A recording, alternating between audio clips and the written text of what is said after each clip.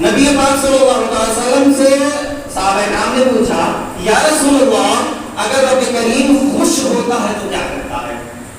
اگر رب کریم خوش ہوتا ہے تو کیا کرتا ہے؟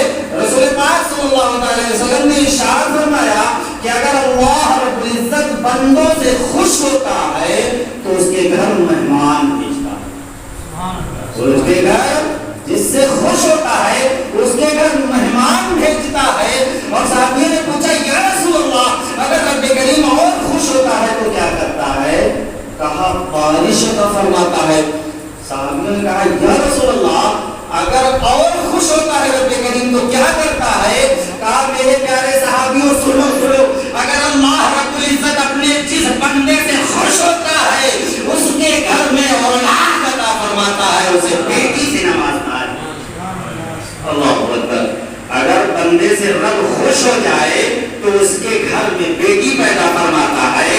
اور نبی آخر الزمان صلی اللہ علیہ وسلم نے ارشاد فرمایا کہ اگر اللہ بندے کے گھر بیٹا پیدا فرماتا ہے یعنی لڑکا پیدا فرماتا ہے تو اس بچے سے کہتا ہے جا اپنے باپ کی ذمہ داریوں کو سنبھال، اور اگر اسی گھر میں لڑکی پیدا ہوتی ہے تو کہتا ہے جا تیرے باپ کی ذمہ داری میں لے رہا ہوں۔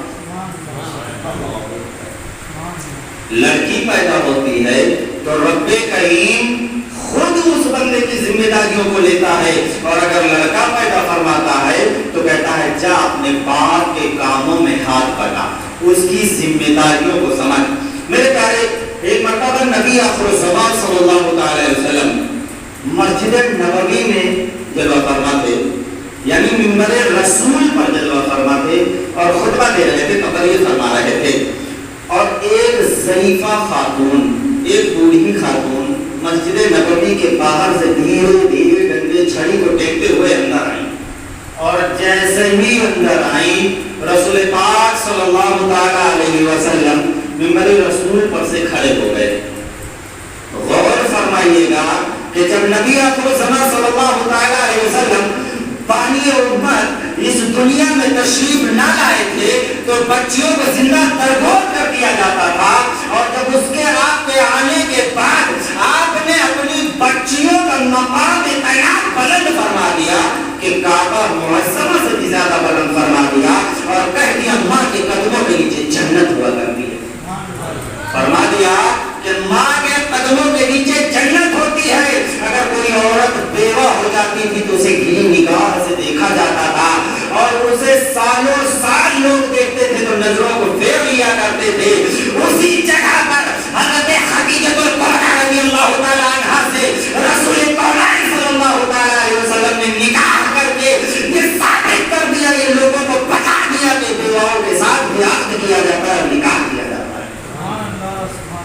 اور وہ رسول پاک اور خدیجہ الکبریٰ رضی اللہ تعالیٰ عنہ سے ایسی ایسی اولادیں ہوئی جنہوں نے اسلام کو بچایا۔ حضرت امام حسن اور حضرت امام حسین میدان کربلا میں اپنی گردن کو دے دی مگر اسلام کو بچا لیا۔ اسی بیوہ عورت سے جس سے نبی پاک نے نکاح فرمایا تھا، لوگ انہیں کی نگاہ سے دیکھا کرتے تھے، ان کا مقام بھی بنا بلند فرما دیا کہ آج بچوں کی وجہ سے وہ یاد کیے جاتے۔ اللہ اکبر۔ میرے پیارے، اور ایسے خاتون اللہ رب العزت نے پیدا فرمایا انہی سے کہ جنہیں خاتون جنت فاطمہ الزہرا رضی اللہ تعالیٰ عنہ کے نام سے ہم جانتے ہیں۔ میرے پیارے، وہ ضعیفہ جب اندر آئیں تو رسول پاک صلی اللہ علیہ وسلم میرے رسول پر سے اترے، اور اترنے کے بعد اپنی کملی مبارک، اس چادر کو کملی کہتے ہیں جسے صحابہ کرام چومنے کے لیے پیسہ کرتے تھے، آنکھوں سے لگانے کے لیے یہ سوچا کرتے تھے کہ یہ ہمیں مل جائے تو ہم آنکھوں سے لگا لیں، اپنے سروں پر رکھ لیں۔ اس کملی مبارک کو اپنے کندھے مبارک سے اتارا، اور اتارنے کے بعد مسجد نبوی کے منبر کے پاس بچھا دیا، اور بچھانے کے بعد کہا آئیے تشریف رکھیے، اس پر بیٹھ جائیے۔ وہ ضعیفہ خاتون کچھ دیر بیٹھی رہی، اور بیٹھنے کے بعد جب وہاں سے اٹھی اور اٹھ کر چلنے لگی تو رسول کونین صلی اللہ علیہ وسلم نے اسی کملی کو اٹھایا، اور اٹھانے کے بعد جھاڑا اور جھاڑ کے اپنے کندھے مبارک پر رکھ لیا۔ بعد میں صحابیوں نے پوچھا یا رسول اللہ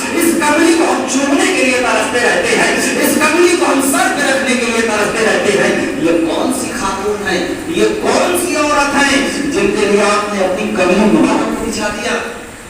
کہا صحابیوں جاننا چاہتے ہو یہ ہے کون؟ کہا یا رسول اللہ فدا کا آگی وہ میرے ماں باپ آپ پر قربان ہو یا رسول اللہ بتائیں ہے کون؟ کہا یہ ہماری رضائی ماں یعنی ہمیں دودھ پلانے والی ماں حضرت دائی حلیمہ ہے. اللہ اکبر. اتنا بڑا مقام اتنا بلند مقام ماں کا کہ دودھ پلانے والی ماں کا اتنا ادب و احترام کہ اس کملی کو بجھا کے ادب کر رہے ہیں کہ ہمیں دودھ پلانے والی ماں ہے.